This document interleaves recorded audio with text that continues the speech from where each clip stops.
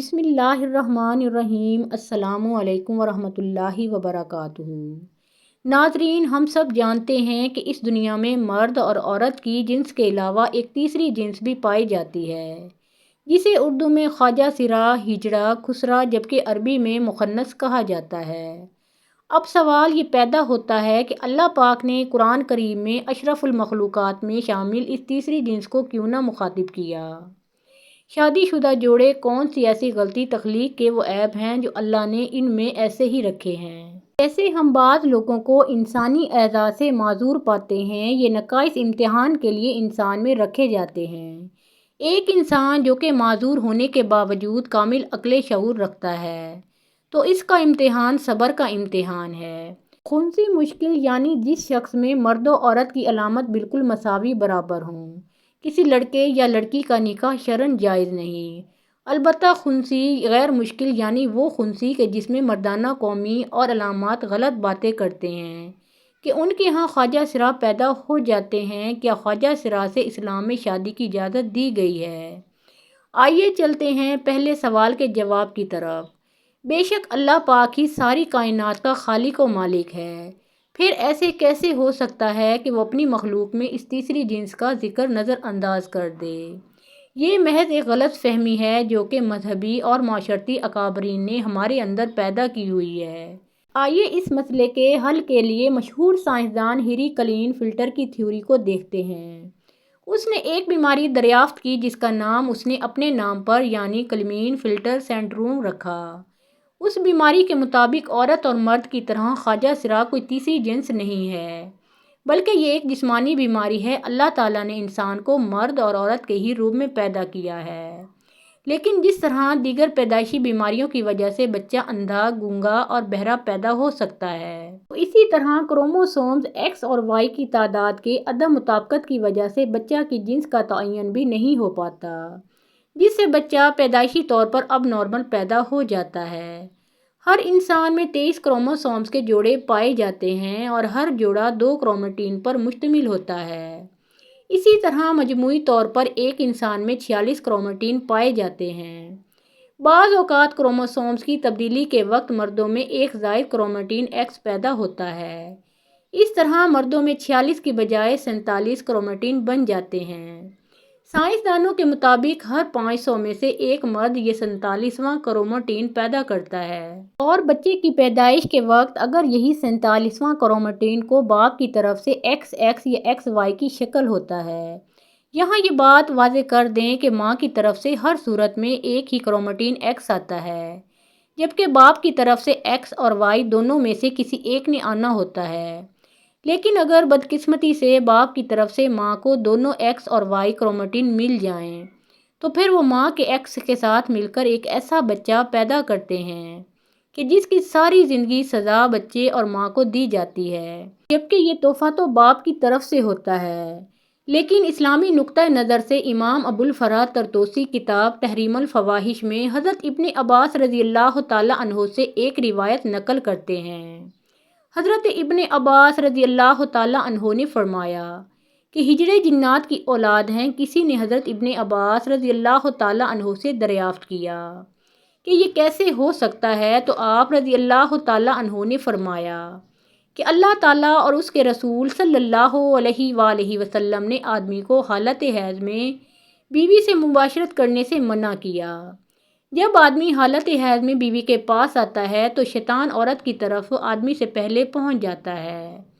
اس لیے ہمارے پیارے نبی حضرت محمد مصطفیٰ صلی اللہ علیہ وآلہ وسلم نے فرمایا کہ جب تم میں سے کوئی اپنی بیوی کے پاس جائے تو دعا پڑھ لیا کرے، اور وہ دعا ہے اللہ تعالیٰ کے نام کی مدد سے اے اللہ ہمیں شیطان سے محفوظ رکھ اور ہماری اولاد کو بھی شیطان کے شر سے محفوظ فرما۔ تو اس طرح شیطان انسان کو کوئی نقصان نہیں پہنچا سکتا۔ قرآن کریم کی سورۃ شورى میں اللہ اپنی حاکمیت بیان کرتے ہوئے ارشاد کرتا ہے کہ بے شک اللہ آسمان اور زمین کی حکومت اللہ ہی کے لیے ہے۔ وہ جو چاہتا ہے کرتا ہے، وہ جسے چاہتا ہے بیٹے عطا کرتا ہے اور جسے چاہتا ہے بیٹیاں، اور جسے چاہتا ہے ملا جلا کر عطا کرتا ہے، اور وہ جسے چاہتا ہے بے اولاد رکھتا ہے۔ وہ تو جاننے والا اور قدرت والا ہے۔ ہمارا یہ ایمان ہے کہ اللہ ہر چیز کا مالک ہے، وہ جو چاہتا ہے کرتا ہے اور کسی پر ظلم نہیں کرتا۔ آئیے اب تیسرے سوال کا جواب دیتے ہیں کہ ہجڑے سے شادی کی جا سکتی ہے یا نہیں۔ بات یہاں یہ ہے کہ ہجڑے کوئی الگ مخلوق نہیں ہے، بلکہ وہ بھی انسان ہی ہیں۔ خلقی اوصاف کے اعتبار سے ان میں سے بعض مردانہ اوصاف سے محروم ہوتے ہیں اور بعض زنانہ اوصاف سے۔ یہ انسان کی تخلیق کے وہ عیب ہیں جو اللہ نے ان میں ایسے ہی رکھے ہیں۔ جیسے ہم بعض لوگوں کو انسانی اعضاء سے معذور پاتے ہیں، یہ نقائص امتحان کے لیے انسان میں رکھے جاتے ہیں۔ ایک انسان جو کہ معذور ہونے کے باوجود کامل عقل شعور رکھتا ہے تو اس کا امتحان صبر کا امتحان ہے۔ خنثی مشکل یعنی جس شخص میں مرد و عورت کی علامت بالکل مساوی برابر ہوں، کسی لڑکے یا لڑکی کا نکاح شرعاً جائز نہیں۔ البتہ وہ خنثی کہ جس میں مردانہ قومی اور علامات غالب ہوں تو شرعاً مرد شمار ہونے کی وجہ سے اس کا کسی لڑکی سے نکاح، اور اگر اس میں زنانہ صلاحیتیں اور علامات غالب ہوں تو اس کا کسی مرد سے نکاح شرعاً بھی جائز اور درست ہوگا۔ ایک دفعہ ایک شخص باب العلم امیر المومنین حضرت علی کرم اللہ وجہہ الکریم کی بارگاہ میں حاضر ہوا اور عرض کرنے لگا، اے امیر المومنین، میرا بھائی ایک خواجہ سرا کی محبت میں گرفتار ہو گیا۔ جب ہم نے اس کو اس مکروہ عمل سے باز رکھنے کی کوشش کی تو اس نے اس ہجڑے سے شادی کر لی۔ اب آپ بتائیے کیا یہ نکاح جائز ہے؟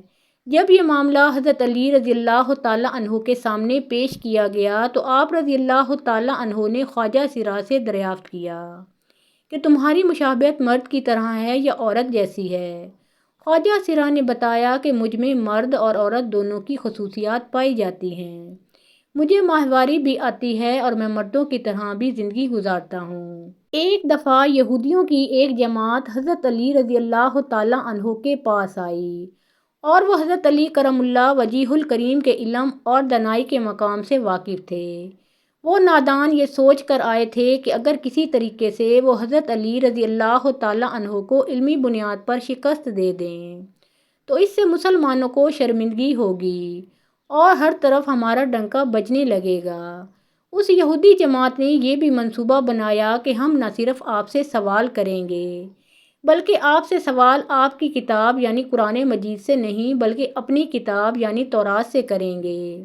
اس جماعت نے من ہی من میں یہ سوچ لیا تھا کہ اگر حضرت علی رضی اللہ تعالیٰ عنہ ہماری شرائط کے مطابق تورات سے جواب دینے پر راضی ہو بھی جاتے ہیں تو یہی ہماری جیت ہوگی۔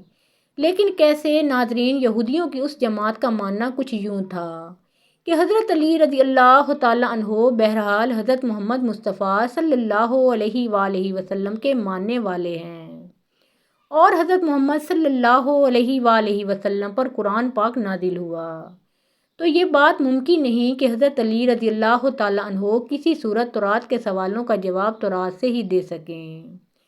ناظرین، یہودیوں کی اس جماعت کا سربراہ جس کا نام راس الجالوت تھا، اس کی زیر قیادت یہ جماعت حضرت علی رضی اللہ تعالیٰ عنہ کے پاس آئی۔ راس الجالوت بولا، اے علی، ہم لوگوں نے آپ کے علم کا بہت چرچا سنا ہے۔ حضرت علی کرم اللہ وجہہ الکریم مسکرا کر بولے، تو کیا اس بات کی تصدیق کرنے آئے ہو؟ راس الجالوت بولا، ہم آپ سے چند سوال کریں گے، آپ کو ان سوالوں کا جواب ہماری کتاب تورات سے دینا ہوگا، اور اگر آپ نے سب کے سامنے ہمارے سوالوں کے جواب دے دیے تو ہم آپ کو باب العلم مان لیں گے۔ حضرت علی کرم اللہ وجہہ الکریم نے مسکرا کر جواب دیا، میں فی الحال اس بات سے بالکل غافل ہوں کہ تم لوگ کیا سوالات کرو گے اور تم کیا سوچ کر آئے ہو۔ اگر میں تمہارے سوالوں کے جواب دینے میں کامیاب ہو گیا تو کیا تم لوگ دین اسلام قبول کرو گے؟ یہودی اس بات پر آمادہ ہو گئے کہ اگر ان کے تمام سوالوں کے جواب انہیں تورات سے مل گئے تو وہ یہودی مذہب چھوڑ کر اسلام قبول کر لیں گے، اور یہ اس بات کی دلیل ہوگی کہ جن سے آپ نے علم سیکھا ہے وہ یقیناً اللہ کی طرف سے بھیجے گئے سچے نبی ہیں۔ ناظرین، اب تمام معاملات طے پا چکے تھے اور پورا مجمع خاموش ہو کر بیٹھ چکا تھا۔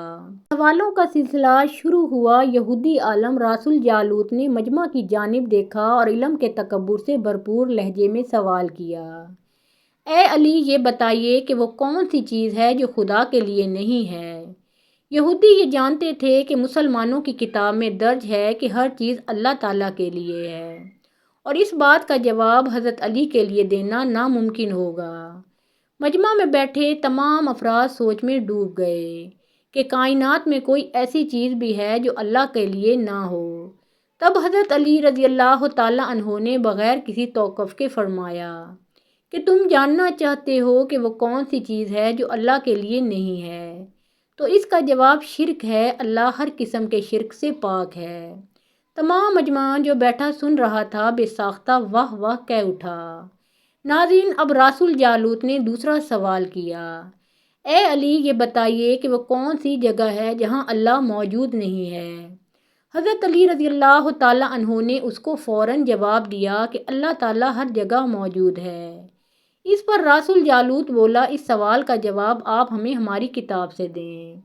حضرت علی رضی اللہ تعالیٰ عنہ نے فرمایا کہ کیا تمہاری کتاب میں یہ نہیں لکھا ہے کہ حضرت موسیٰ علیہ السلام کے پاس ایک فرشتہ آیا اور حضرت موسیٰ علیہ السلام نے اس سے پوچھا کہ تم کہاں سے آئے ہو؟ تو اس نے جواب دیا کہ میں 7ویں آسمان سے آپ کے پاس حاضر ہوا ہوں۔ اتنے میں حضرت موسیٰ علیہ السلام کے پاس دوسرا فرشتہ آیا۔ حضرت موسیٰ علیہ السلام نے اس سے پوچھا کہ تم کہاں سے آئے ہو؟ اس نے جواب دیا میں زمین کے 7ویں طبق سے آپ کے پاس حاضر ہوا ہوں۔ حضرت موسیٰ علیہ السلام نے پہلے فرشتے سے پوچھا 7ویں آسمان میں تمہارے قریب کون تھا؟ فرشتے نے جواب دیا میرے قریب میرا رب تھا۔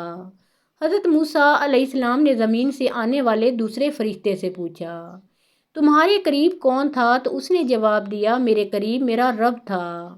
تو اس سے یہ معلوم ہوا کہ بلندیوں کی انتہا ہو یا گہرائیوں کی انتہا، اللہ رب العزت ہر جگہ موجود ہے۔ ناظرین، رسول جالوت اب تھوڑا گھبرا گیا تھا یہ دیکھ کر کہ حضرت علی رضی اللہ تعالیٰ عنہ نے اس کے سوالوں کے جواب اس کی کتاب سے ہی دے دیے تھے۔ اب اس نے حضرت علی رضی اللہ تعالیٰ عنہ سے تیسرا سوال پوچھا، اے علی علیہ السلام یہ بتائیے کہ وہ کون سی چیز ہے جو خدا کے قریب نہیں ہے؟ حضرت علی رضی اللہ تعالیٰ عنہ نے فرمایا کہ ظلم ایک ایسی چیز ہے جو میرے رب کے قریب نہیں ہے۔ ناظرین، اب رسول جالوت نے پے در پے شکست کھانے کے بعد اپنے سوالوں کا زاویہ بدل لیا۔ اب اس نے علمی سوال کے بجائے تاریخی اور سائنسی سوالوں کی طرف اپنا رخ موڑ لیا، اور بہت ہی تکبر بھرے انداز میں اس نے پوچھا، اے علی اس چشمے کا نام بتائیں جو زمین پر پہلی مرتبہ جاری ہوا۔ حضرت علی کرم اللہ وجہ الکریم بولے کہ اس چشمے کو چھوڑو، پہلے بتاؤ کہ تمہارے دل میں کیا ہے؟ اور تمہارے دل میں یہ ہے کہ وہ چشمہ بیت المقدس کی ایک چٹان کے نیچے ہے۔ رسول جالوت کے منہ سے بے ساختہ ہاں نکلا۔ تو حضرت علی بولے کہ آج اپنی اصلاح کر لو، کیونکہ زمین پر بہنے والا پہلا چشمہ وہ نہیں جسے تم لوگ سمجھتے ہو، بلکہ زمین پر بہنے والا پہلا چشمہ وہ ہے جس میں حضرت خضر علیہ السلام نے پانی پیا، اور یہی وہ چشمہ ہے جس سے آب حیات جاری ہوا۔ ناظرین، رسول جالوت اب مزید گھبرا گیا تھا۔ اس نے اس گھبراہٹ میں حضرت علی رضی اللہ تعالیٰ عنہ سے ایک اور تاریخی سوال کیا، اے علی یہ بتائیے کہ وہ کون سا پتھر ہے جو آسمان سے پہلی دفعہ اتارا گیا؟ حضرت علی رضی اللہ تعالیٰ عنہ نے جواب دینے سے پہلے ایک جملہ کہا، یقیناً تم لوگوں کے ذہنوں میں پہلا پتھر وہ ہے جو بیت المقدس میں نصب ہے، لیکن تم اس بات کو کیوں بھول جاتے ہو کہ خانہ کعبہ بیت المقدس سے کہیں پرانا ہے، اور حجرہ اسود اسی وقت نصب کیا گیا جب خانہ کعبہ پہلی دفعہ تعمیر ہوا تھا، اور وہی پہلا پتھر ہے۔ یہودی آپ کے جوابات سن کر ہمت نہ کر سکے کہ انہیں غلط قرار دیں، کیونکہ آپ علیہ السلام ان کے جوابات انتہائی دلیل کے ساتھ دے رہے تھے اور ان کی اصلاح بھی کرتے جا رہے تھے۔ اب کی بار رسول جالوت نے ایک سائنسی سوال پوچھا۔ اس نے پوچھا، یہ بتائیے کہ وہ کون سی چیزیں ہیں جو مسلسل کم اور زیادہ ہوتی رہتی ہیں؟ حضرت علی رضی اللہ تعالیٰ عنہ بغیر کسی توقف کے بولے کہ تم اپنے ماہ و سال پر غور کرو تو تمہیں خود ہی اس سوال کا جواب مل جائے گا۔ رسول جالوت نے پوچھا کہ وہ کیسے؟ آپ علیہ السلام نے فرمایا، کوئی دن اگلے دن کے برابر نہیں ہوتا، اسی طرح گزشتہ رات اگلی رات کے برابر نہیں ہوتی۔ یہی وہ دو چیزیں ہیں جو مسلسل کم اور زیادہ ہوتی رہتی ہیں۔ رسول جالوت نے جواب سن کر حضرت علی رضی اللہ تعالیٰ عنہ سے ایک اور سوال کیا کہ زندہ رہنے کی پہچان سانس لینا ہے۔ کیا کائنات میں کوئی چیز ایسی بھی ہے جو سانس لیتی ہے مگر زندہ نہیں؟ حضرت علی رضی اللہ تعالیٰ عنہ نے فرمایا کہ صبح جب نکلتی ہے تو سانس لیتی ہے، حالانکہ صبح کے پاس نہ روح ہے نہ جان۔ یہ سن کر وہ جلدی جلدی بولا، اچھا یہ بتائیے کہ دنیا میں وہ کون سی جگہ ہے جہاں سورج کی کرنیں ایک دفعہ تو پڑیں لیکن دوبارہ اس جگہ کبھی سورج کی کرنیں نہیں پہنچ سکیں؟ حضرت علی رضی اللہ تعالیٰ عنہ نے فرمایا، ہاں یہ سمندر کی وہ جگہ ہے جہاں سے حضرت موسیٰ علیہ السلام اور ان کی قوم گزری تھی، اور سمندر اللہ تعالیٰ کے حکم سے دو حصوں میں تقسیم ہو گیا تھا۔ بس اس قافلے کے گزرتے ہوئے سورج کی کرنیں اس جگہ ضرور پڑی تھیں، لیکن اس کے بعد سورج کی کرنیں کبھی بھی وہاں نہیں پہنچ سکیں۔ ناظرین، جواب پاتے ہی اس نے حضرت علی رضی اللہ تعالیٰ عنہ سے پھر سوال کیا کہ یہ بتائیں کہ وہ کون سی دو چیزیں ہیں جو ہمیشہ غائب رہتی ہیں، اور وہ کون سی دو چیزیں ہیں جو ہمیشہ حاضر رہتی ہیں؟ حضرت علی رضی اللہ تعالیٰ عنہ نے فرمایا کہ آسمان اور زمین کی طرف دیکھو، یہ دونوں تمہیں کبھی غائب نظر نہیں آئیں گے، یہ دونوں ہمیشہ حاضر رہتے ہیں، اور موت اور زندگی کو ڈھونڈو تو تمہیں ان کے بارے میں کبھی پتہ نہیں چلے گا کہ وہ کہاں ہیں اور کب آ جاتی ہیں۔ اگلا سوال رسول جالوت نے یہ کیا کہ اے علی، یہ بتائیے کہ وہ کون سی چیز ہے جس کا خالق خود اللہ ہے مگر اس کے بارے میں خود سوال بھی کرتا ہے؟ حضرت علی رضی اللہ تعالیٰ عنہ بولے، حضرت موسیٰ علیہ السلام کے عصا کا خالق خود اللہ ہے، اور اس عصا کے بارے میں اس نے خود حضرت موسیٰ علیہ السلام سے سوال بھی کیا اور پوچھا کہ موسیٰ یہ آپ کے ہاتھ میں کیا ہے؟ پھر اس نے اگلا سوال کیا کہ بیت اللہ کا طواف تو ذی حیات کرتے ہیں، لیکن اس بے جان چیز کے بارے میں بتائیں جس نے بیت اللہ کا طواف کیا۔ حضرت علی کرم اللہ وجہ الکریم بلا توقف بولے کہ کشتی نو ایک ایسی بے جان چیز ہے جو طوفان کے دوران اس مقام پر پہنچی جہاں بیت اللہ ہے، تو اس نے اس کے گرد 7 چکر لگائے۔ رسول جالوت نے باب العلم حضرت علی رضی اللہ تعالیٰ عنہ سے کئی سوال کیے اور تمام کے جواب آپ رضی اللہ تعالیٰ عنہ نے بالکل ٹھیک ٹھاک بلا توقف دیے۔ تو مجمع میں بیٹھے ہوئے ایک یہودی بولا کہ حضرت، دنیا میں ہر شخص سوچ کر جواب دیتا ہے، لیکن آپ تو ہر سوال کا جواب بلا توقف دے رہے ہیں۔ حضرت علی رضی اللہ تعالیٰ عنہ نے اس سوال کے بدلے اس یہودی سے ایک سوال کیا، بتاؤ تمہارے ہاتھ میں کتنی انگلیاں ہیں؟ اس نے فوراً جواب دیا، 5۔ حضرت علی رضی اللہ تعالیٰ عنہ نے فرمایا، تو نے بھی تو فوراً میرے سوال کا جواب دے دیا۔ اس یہودی نے کہا، یا علی یہ کیسی بات ہوئی، مجھے معلوم ہے کہ میرے ہاتھ میں 5 انگلیاں ہیں۔ یہ سن کر حضرت علی رضی اللہ تعالیٰ عنہ نے مسکراتے ہوئے کہا، مجھے بھی یہ سارے علم ایسے ہی معلوم ہیں جیسے تجھے یہ معلوم ہے کہ میری 5 انگلیاں ہیں۔ یہ سن کر حضرت علی رضی اللہ تعالیٰ عنہ نے مسکراتے ہوئے کہا، مجھے بھی یہ سارے علم ایسے ہی معلوم ہیں جیسے تجھے یہ معلوم ہے کہ تیرے ہاتھ میں 5 انگلیاں ہیں۔ یہودی نادان نہیں جانتے تھے باب العلم کے پاس کائنات کے رازوں کا علم ہے، لیکن جب انہیں تمام سوالات کے جوابات ٹھیک ٹھاک مل گئے تو رسول جالوت سمیت تمام گروہ نے کلمہ پڑھا اور سب کے سب دائرہ اسلام میں داخل ہو گئے۔ ایک دفعہ ایک شخص نے وصیت کی کہ اس کے 17 اونٹ اس کے 3 بیٹوں میں اس طرح تقسیم کیے جائیں کہ میرے بڑے بیٹے کو کل تعداد سے آدھے اونٹ ملیں، منجلے کو کل اونٹوں کا تیسرا حصہ، جبکہ سب سے چھوٹے بیٹے کو کل تعداد کا 9واں حصہ ملے۔ اس شخص کے فوت ہو جانے کے بعد شہر بھر کے صاحبان دانش بیٹھ کر سوچتے رہے کہ وصیت کے مطابق اونٹوں کی تقسیم کیسے کی جائے۔ بہت سوچ بچار کے بعد بالآخر انہوں نے حضرت علی رضی اللہ تعالیٰ عنہ کے پاس جانے کا فیصلہ کیا۔ جب وہ یہ مسئلہ لے کر حضرت علی رضی اللہ تعالیٰ عنہ کے پاس پہنچے تو آپ رضی اللہ تعالیٰ عنہ نے فرمایا، میں یہ تقسیم کر دوں گا۔ آپ رضی اللہ تعالیٰ عنہ نے ایک اونٹ اپنی طرف سے کل تعداد میں مستعارن ملایا۔ اب کل اونٹ 18 ہو گئے۔ پھر آپ رضی اللہ تعالیٰ عنہ نے یوں تقسیم فرمائی کہ جیسے کل اونٹ 18 ہوئے تو پہلے بیٹے کو کل اونٹوں کا آدھا حصہ 9 اونٹ دیے، اور درمیانے بیٹے کو 1/3 6 اونٹ دیے، اور تیسرے کو 9واں حصہ 2 اونٹ دیے۔ اس طرح کل اونٹ تقسیم شدہ 17 ہوئے۔ اس کے بعد آپ رضی اللہ تعالیٰ عنہ نے اپنا ادھار دیا ہوا اونٹ واپس لے لیا۔ حضرت علی رضی اللہ تعالیٰ عنہ نے اپنے غلاموں کو حکم دیا کہ اس خواجہ سرا کی دونوں طرف والی پسلیاں شمار کریں۔ اگر بائیں جانب والی ایک پہلی کم دکھائی دے تو پھر اس کو مرد سمجھا جائے گا، ورنہ اس کو عورت تصور کیا جائے گا۔ جب یہ واضح ہو گیا کہ خواجہ سرا کی ایک پسلی کم ہے تو حضرت علی رضی اللہ تعالیٰ عنہ نے فیصلہ صادر فرمایا کہ اسے مرد شمار کیا جائے اور اس کے شوہر اور اس کے درمیان علیحدگی کروا دی جائے۔ اسی طرح خواجہ سرا کی وراثت کا بھی مسئلہ ہے، اگر تو وہ مرد کے مشابہ ہے تو مرد کا حصہ پائے گا، اور اگر عورت کے مشابہ ہے تو عورت کا حصہ پائے گا۔